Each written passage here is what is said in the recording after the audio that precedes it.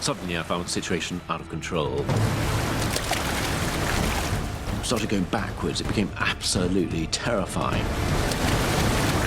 I realised that I was fighting for my survival. I had to keep this canoe upright. But then, wham! The canoe shattered with the impact. Everything now ended up in the water. The dog, the supplies, and me. It was a moment of absolute terror as I realised not only was I losing my possessions, but actually I was having to fight for my life. I was gagging on the water, trying to get my breath.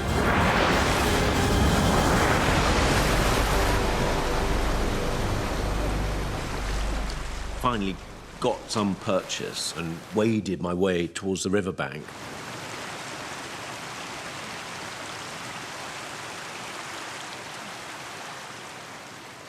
I remember just trying to take in the situation, and the situation was that I'd lost virtually everything I needed in order to survive, and lost my companionship, Cashew, the dog.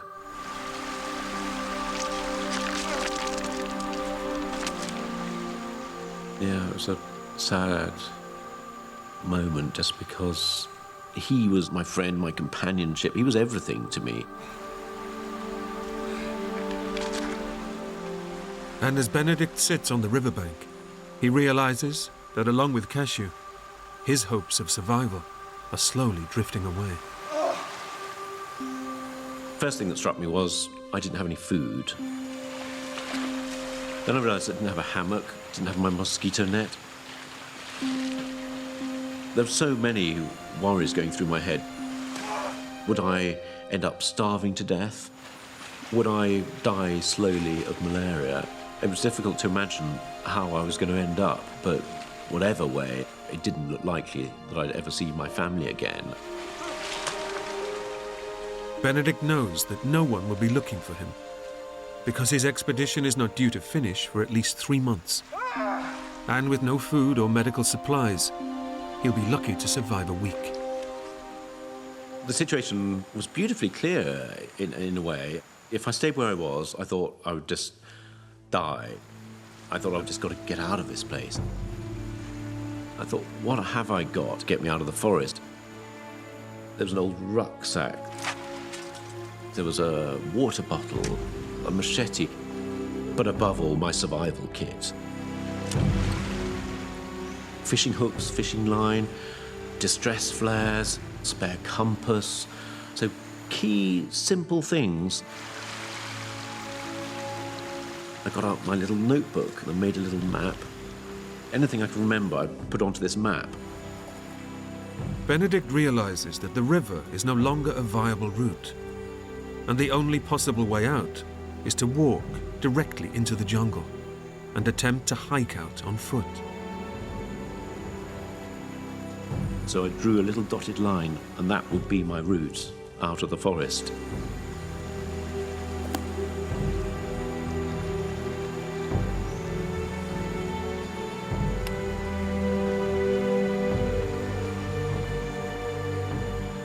And it was a huge, huge moment as I'd walked away from the sunlight into the unknown.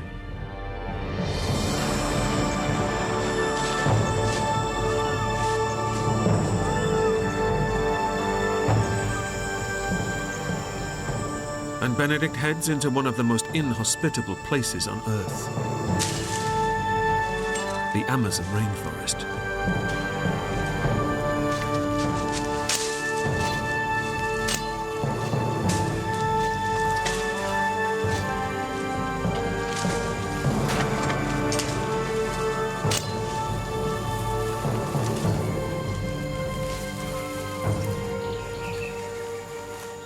The forest that I saw seemed a very different forest from one I'd remembered. Very, very thick, difficult to get through. And so I thought, I've got to keep absolutely clear about what I'm meant to be doing. Benedict realizes that traversing this jungle will be a monumental task, So he'll have to use every last scrap of experience he has, if he is to make it through here alive. And I reckon I walked absolutely straight, maybe 100 miles. That would take me to the outside world. So I thought, I'm going to count every single pace. When I got to 100 paces, I made a little notch in a stick.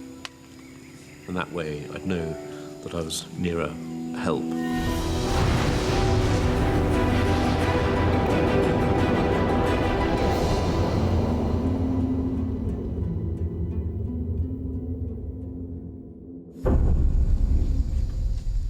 For hours, Benedict fights his way through the jungle. But as night falls, he can go no further. And when the sun goes down, the searing temperatures plummet. So he makes a shelter, using a technique he learned from his guides.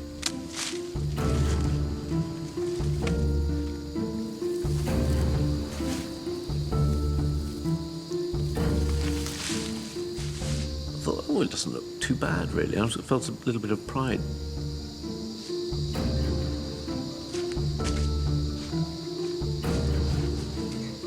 And then lay down and realised that I was wet. There's more dampness coming up from the ground.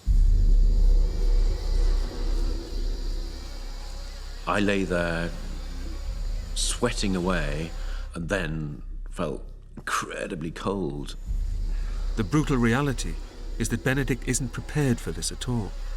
In the 100% humidity, he has no way of keeping dry or warm.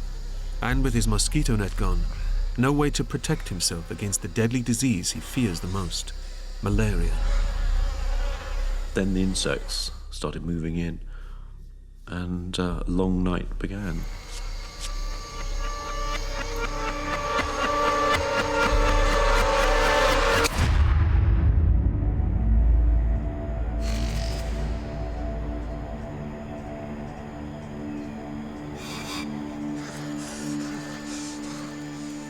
I was feeling absolutely terrible, wrung out, because I'd been awake all night with the insects.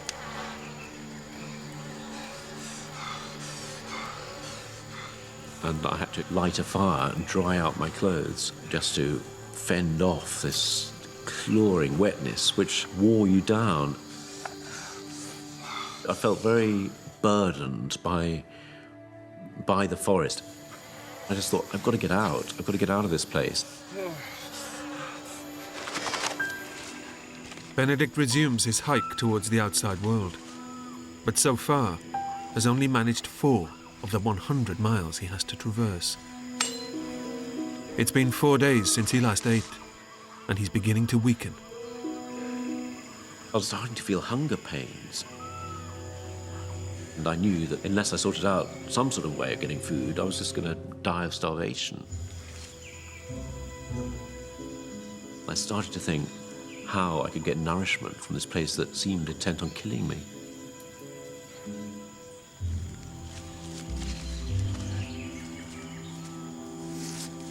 So I thought, okay, I've got to settle myself down and build a few traps. And Benedict knows that if you want to trap an animal, you have to find its trail. You make 2 parallel lines of sticks that you jab into the forest floor, and you funnel the mouse along. And there's a little bit of bait that you put at the end, and it triggers a mechanism, and boom, a log comes down and flattens the mouse, and you get this flat rodent for your supper.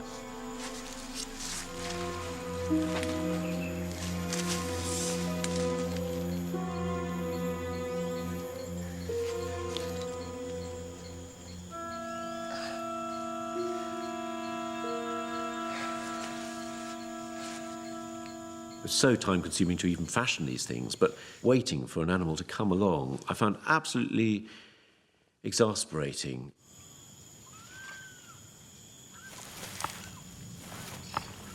I thought, I'm totally incompetent here. I don't belong in the forest, and furthermore, the forest seems to know it. It's almost like I'd been found out.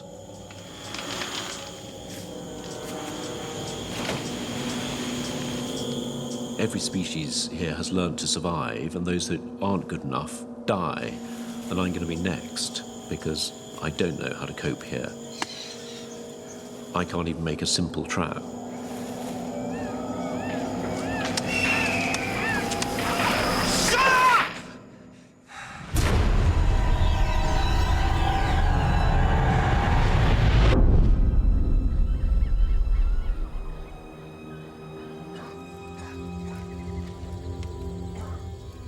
I began to dread every evening. It was a question of trying to light fires, then I had to find water to boil so I could drink it.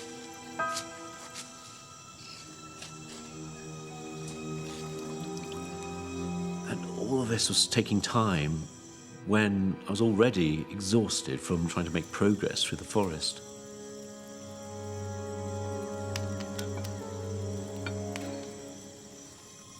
I used to dread the loneliness of night and wish for the morning again, but in the morning, no relief.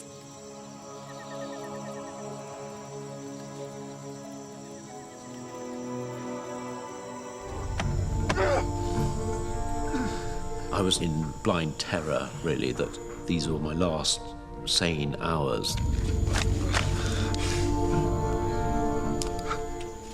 I write repeatedly, no need to die, no need to die, no need to die. And Benedict realizes that unless he eats immediately, this could very well be his last day alive. One way or another, the moment came when I just thought, this is it, this is the day. The day when I can actually gather myself together, pick up my machete and kill the dog. Without the nutrition that Cashew will provide, Benedict is a dead man. He now has no choice but to kill his only friend. It felt like I was an executioner at this stage, but I remember this terrible cowardness of walking up behind it, knowing I couldn't actually face killing the dog in front.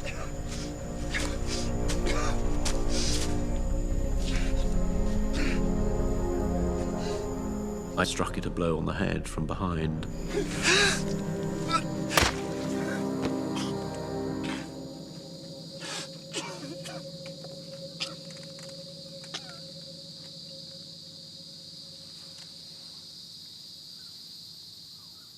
Suddenly, there was a way out of this hell.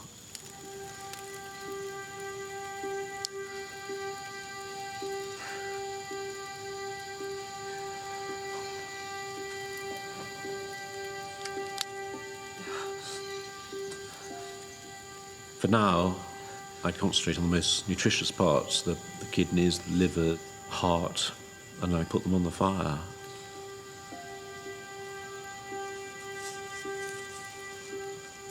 I just sort of quietly ate them, and rather sorrowfully, actually.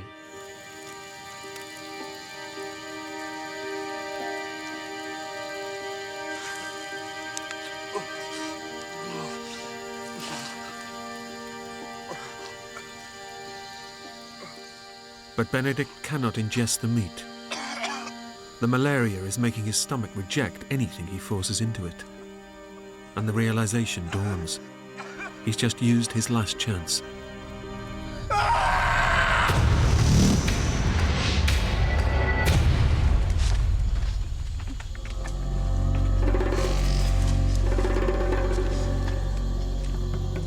When I thought it couldn't get any worse, it did get worse.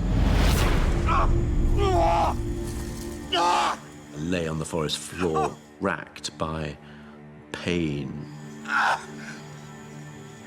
My liver, my kidneys were being attacked. I was fighting just to keep myself sane. Benedict's malaria has now reached the final and fatal stage. The parasites are aggressively multiplying and destroying his vital organs, causing his body to collapse. Within 24 hours, he will experience first coma, then death. This was the moment when it could all end very, very quickly. I had this rising sense of panic that I had to get out of the forest. I had to do whatever it took.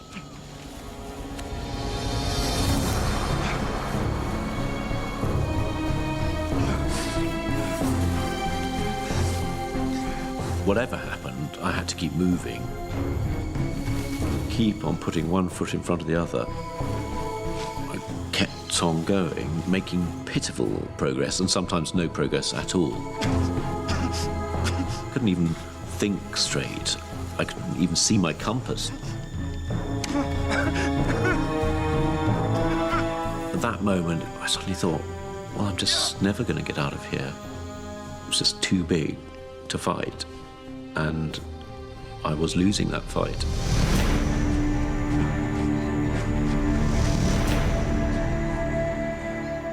Benedict simply cannot go on. He's just too weak, too ravaged by disease. It was a terribly lonely moment, thinking this is the end.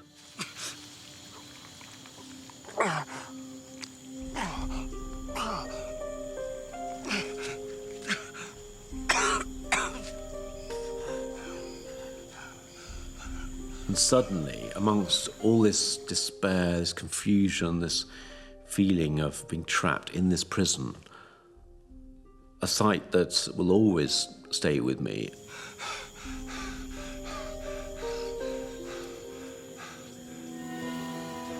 I saw this cut branch.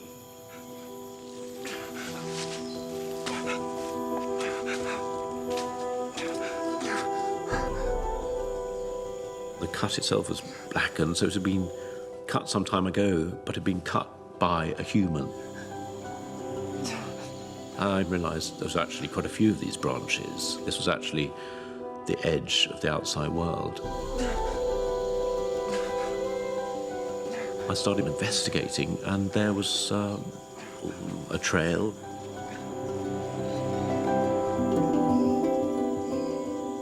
And then the extraordinary thing of just seeing daylight, and it's still emotional to me, just this reconnection with the outside world.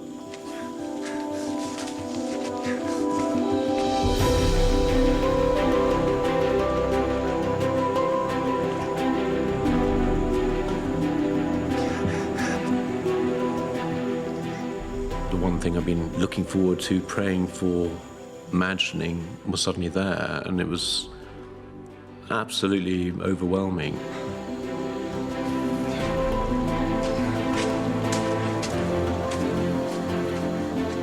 And I found myself in the back of a garden.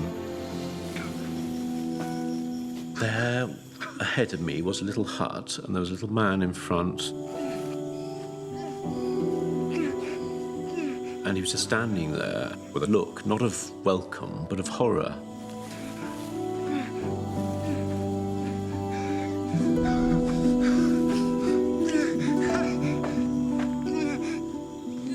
And that was my last memory.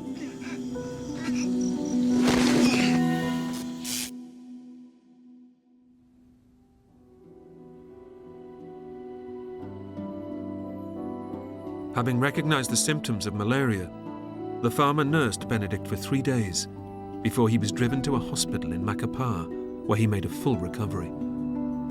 Benedict returned home to be reunited with his parents 1 week later. My life was never the same again. And Benedict has been exploring the world ever since, fulfilling his dreams of becoming a renowned adventurer, just like his father. I've been going off to the jungle, going off to the desert, going off to the Arctic, pushing myself to the limit, trying to touch that experience that I had that was so profound. That has always haunted me, and it's something that'll always be with me, and it's steered the rest of my life.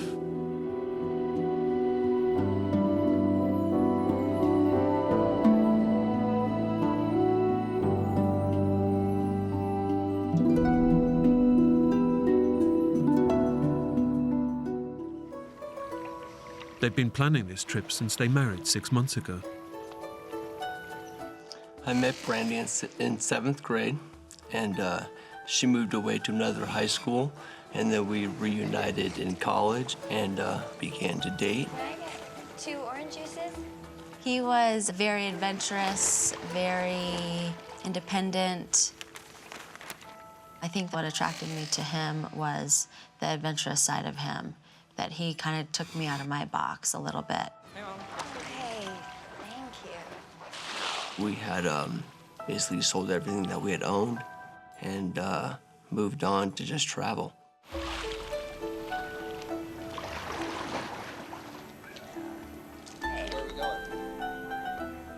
I think what was attractive most to us was the fact of the unknown, the fact that we could just pack our bare essentials and X amount of money and see what happens.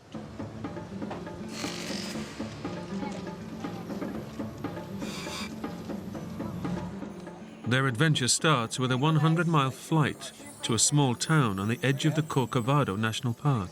Have fun, guys.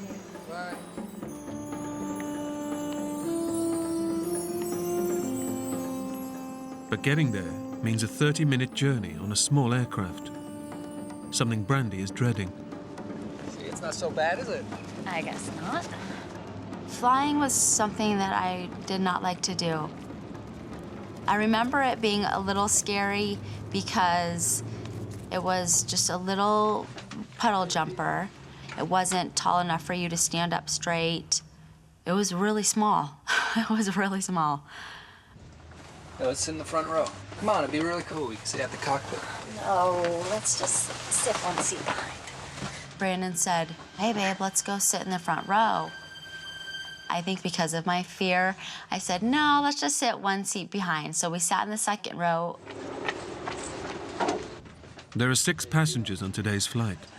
Guys? Last to board is American expat Michael Packard, who lives in Costa Rica and regularly takes this trip.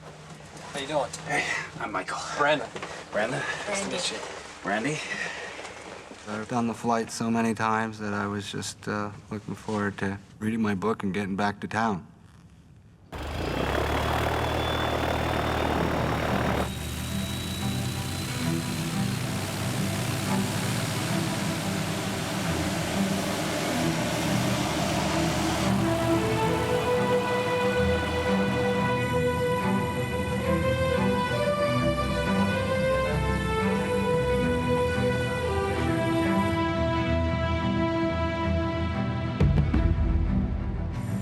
For me, taking off is scary. Hey, it's gonna be okay, baby. So I remember just concentrating on being still and just being calm and breathing.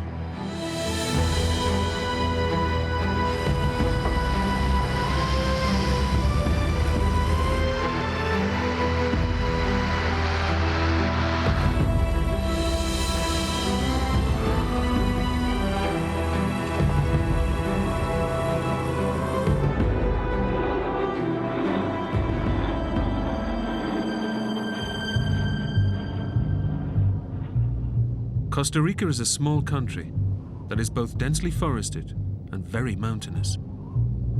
If visibility is poor, low-level flying can be extremely dangerous. And clouds are gathering.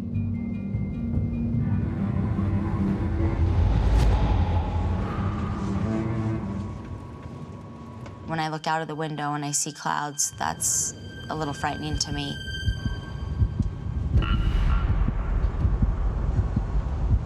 It's gonna be fine, okay?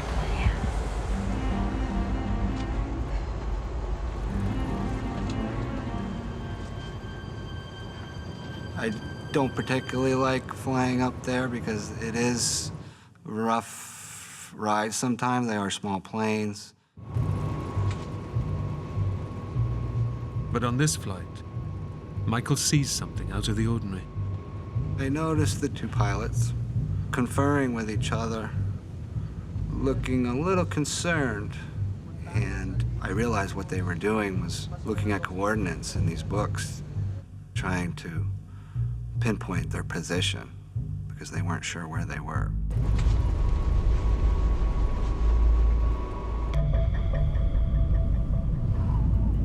The plane has basic navigation equipment on board, but the pilots are relying on charts and maps to reach their destination. But now they're flying in dense cloud and almost zero visibility. They're unaware that they're already off course and heading for a mountain.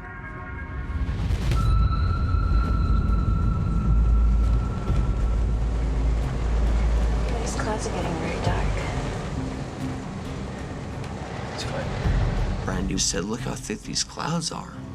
And so I looked outside of our window, and it got darker and darker.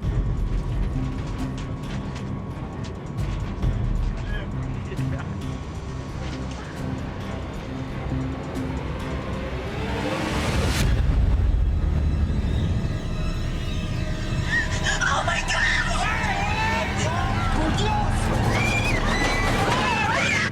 It's horrifying.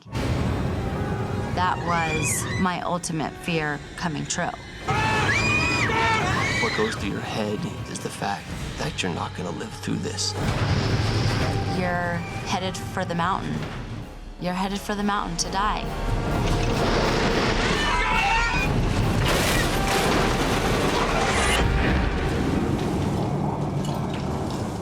I remember thinking, we're not flying anymore.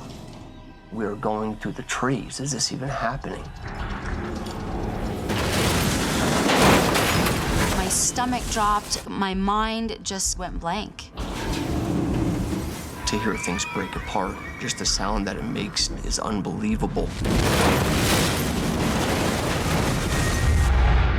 My first thought was, you're not getting out of this.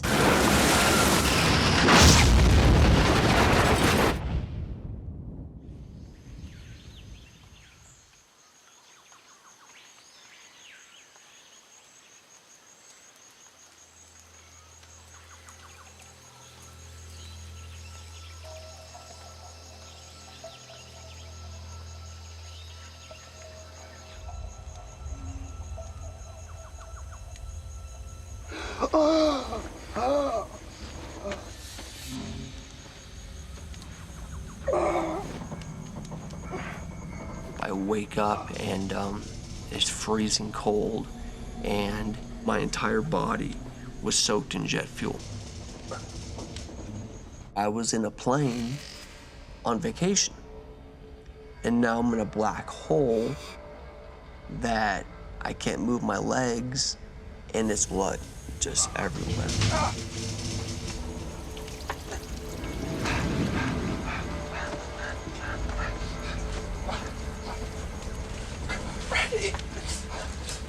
Brandy was head to toe blood. And I remember thinking, oh my God. Brandy! Brandy! Brandy! Wake up! Can you hear me? Brandy! Wake up, Brandy! Brandy, can you hear me? Can you hear me? My first memory was Brandon talking to me. Brandy, listen to me. You gotta get out of here. We're covered in jet fuel. Oh my God! Get your belt. Let's go. I remember feeling completely panicked and completely in disarray. Hurry, go! Get away from the plane!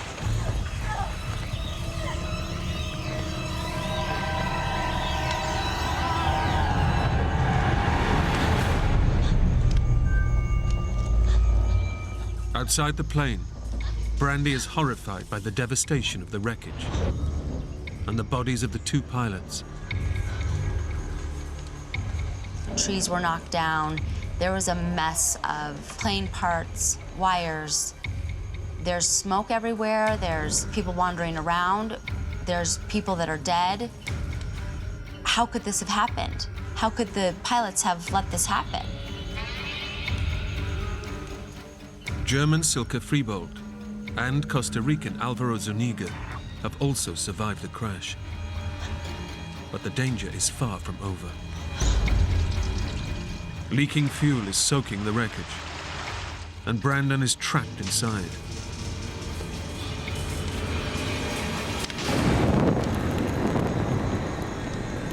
Brandon! Get out of the plane! It's on fire! I just remember having something on my legs. Brandon is pinned under the body of a dead passenger. Costa Rican Adolfo Strasburger. Hurry up, Brandon! Go! Get away from the plane! Get away from the plane! Quick!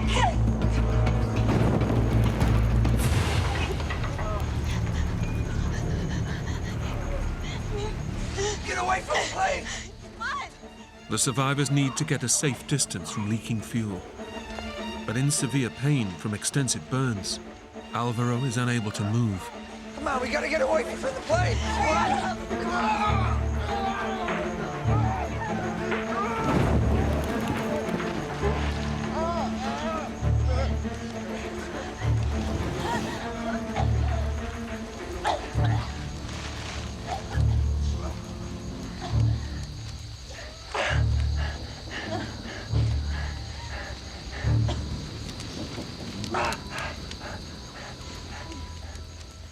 Now able to take in the extent of the wreckage, Brandon and Brandy realize just how lucky they are to be alive.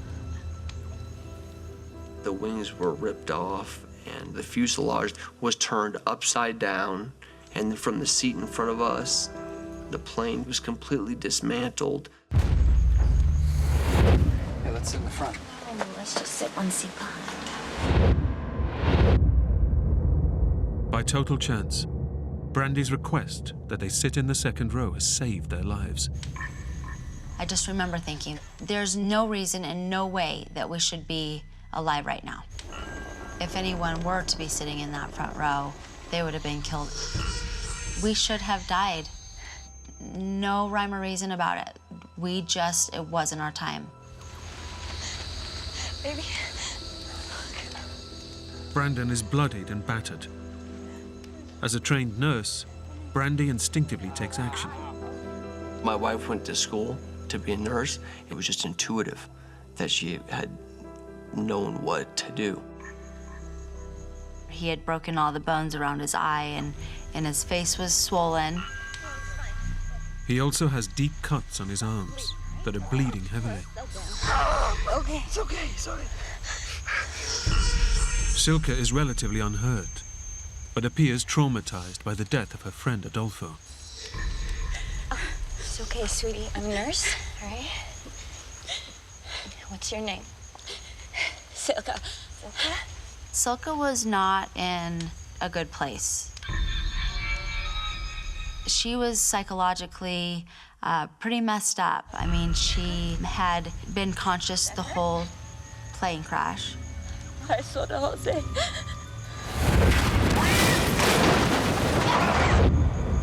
I was really worried about her mentally. Suddenly, Brandon remembers there had been 6 passengers on the flight.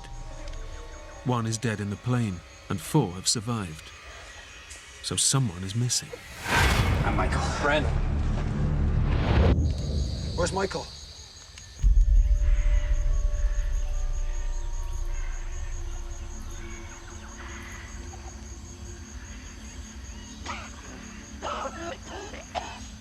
The next thing that I remember is that I woke up on my back, looking up at the sky and the trees. And I thought to myself, oh my God, I was just in a plane crash. And I'm alive. I remember just thinking about where I was,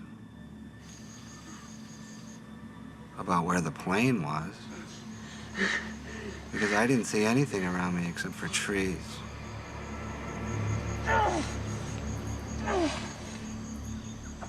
The sheer violence of the crash has thrown Michael Packard's body some 200 feet from the plane. Adrenaline floods through him. He's unaware of just how seriously he's injured. I was in shock, so I really didn't feel the pain yet.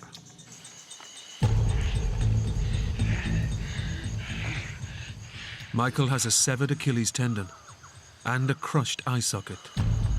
He has 4 cracked ribs and a punctured lung.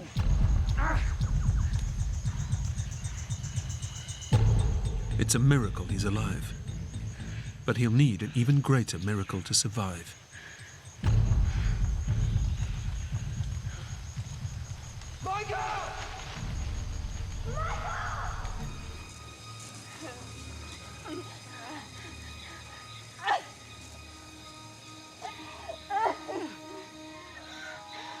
Whatever the animal was, it moves on. But there are still hours until daylight.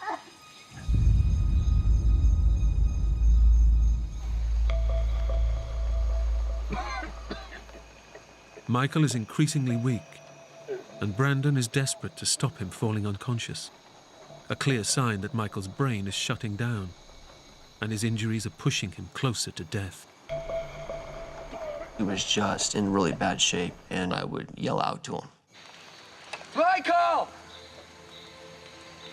Michael? Are you awake? Michael! Michael!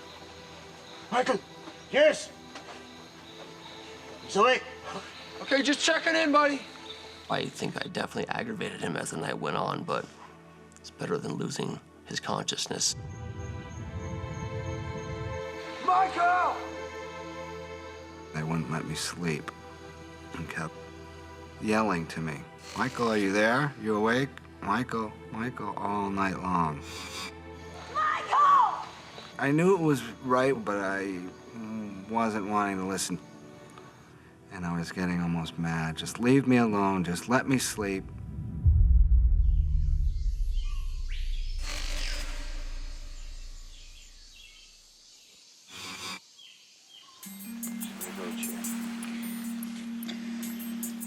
In the cold light of dawn, Brandon and Brandy know that time is running out. Michael has made it through the night, but his body is increasingly starved of oxygen. His breathing is shallow, and he looks like he's dying. Doing good, buddy. Hang in there, Michael. Okay? I think we would have lost him in another day. It was like, how are we going to get through this day? It was a paralyzing feeling of what to do next. They've been missing for 18 hours. They've crashed in remote jungle, and there's no sign of help. We had given up hope for rescue. We thought if we're gonna stay alive, it's gonna be because of us. Okay. We can't sit here any longer. So we're on a mountain. There's a valley below. Why don't we go down there, see if we can find a river to follow? By leaving, they risk getting lost, with no guarantee of finding their way back. But they must take action. If they do nothing, Brandon knows Michael will not survive the day. To be forced to come up with the answers that are going to make you survive or not is something that I wouldn't probably wish on anyone.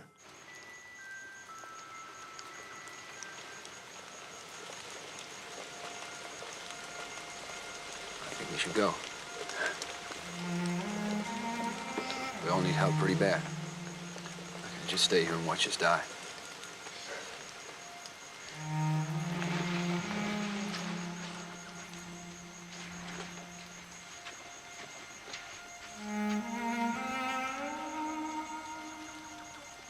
We had no other choice. We had to do something. You have to take that risk, or else you're all gonna be dead. Michael, we're gonna go out, okay? See what we can find. Michael fears that if they're left behind, he and Alvaro will die. He kept saying, "Don't leave us. Please don't leave us." I didn't want to be left alone because I thought if they got lost, they wouldn't be able to find their way back.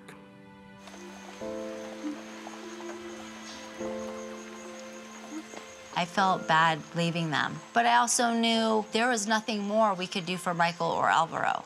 And there was no good in us just sitting there looking at each other and not doing anything. It could have worked out. It could have been completely catastrophic.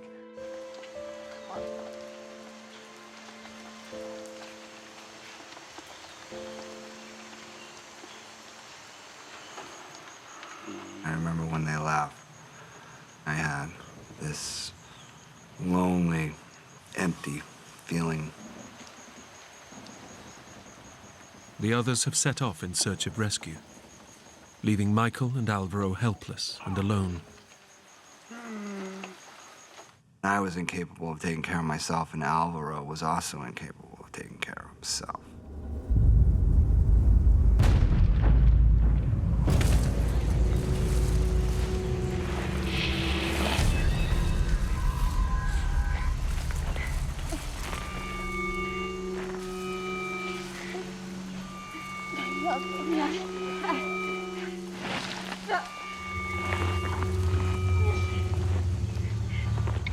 Within minutes of leaving the crash site, the three realize the difficulty of the task ahead of them. Injured, dehydrated and hungry, they're wandering directionless in one of the toughest environments on the planet. You're getting hot, you're getting sweaty, you're getting aggravated because you haven't slept all night, and you're hurt, and you can't walk.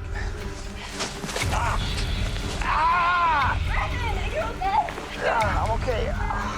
So, not only were we falling down, but there were thorns in the side of bushes that were 2.5, 3 inches thick.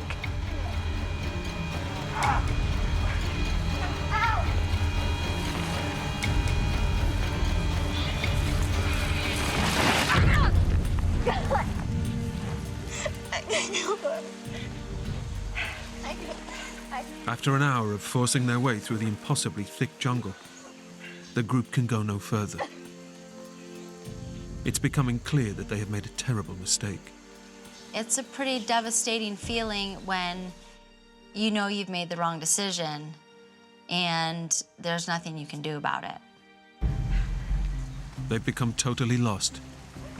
They can't go forward, and they don't know their way back.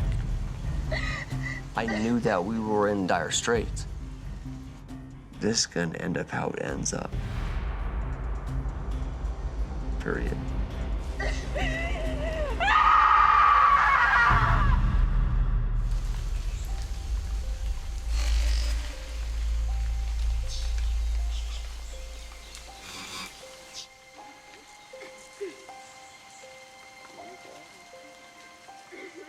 There's nothing we can do at this point. There's nothing we can do to help ourselves. There's nothing we can do to help anyone else involved here. I was terrified that we were done. The survivors lived through a terrible plane crash. But lost, alone and defenseless, it's the unforgiving jungle that will kill them. I had lost all hope. We were all injured, we were all exhausted, we didn't know where we were going. There was no hope left. At the crash site, Alvaro, immobilized by his burns, can only look on as Michael barely clings to life. His collapsed lung makes it agonizing to breathe. His blood pressure has plunged, and this could trigger a fatal cardiac arrest. It was miserable. I was definitely on a downward spiral. If I didn't get rescued soon, I could only last so long in this condition. Michael has lost all hope of rescue and resigns himself to death in the jungle.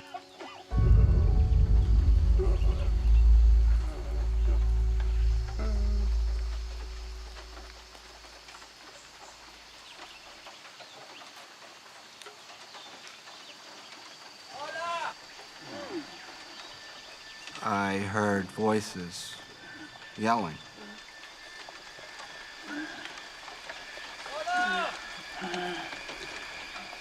And all of a sudden, this man appears out of the jungle.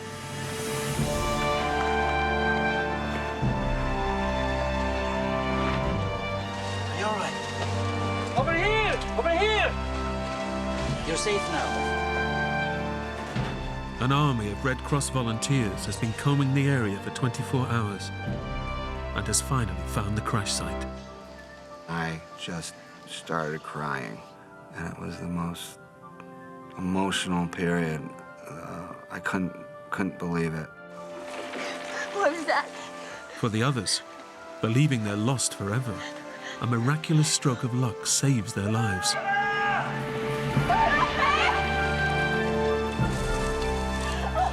Just like in Indiana Jones, the guy comes through the fields and he has a machete and a backpack. Against all odds, a local farmer and member of the search team literally stumbles upon them. It was the most incredible feeling I've ever had. It was just pure joy. It was complete elation. I remember sitting down and thinking, this is unbelievable. Rescued from the Costa Rican jungle, Silke, Alvaro, and Michael made a full recovery.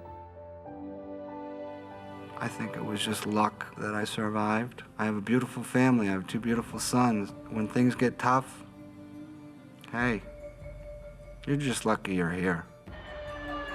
Brandon and Brandy's injuries healed, and they returned to America. They're still happily married and have 2 young children. You can't go through something like that and not be closer. I was with my husband. He was my family, and he was right next to me, taking care of me. I am definitely happy to be here. I'm happy to have a second chance. And I'm happy to have my wife and 2 beautiful little kids that remind me every day of the reason that I'm probably here.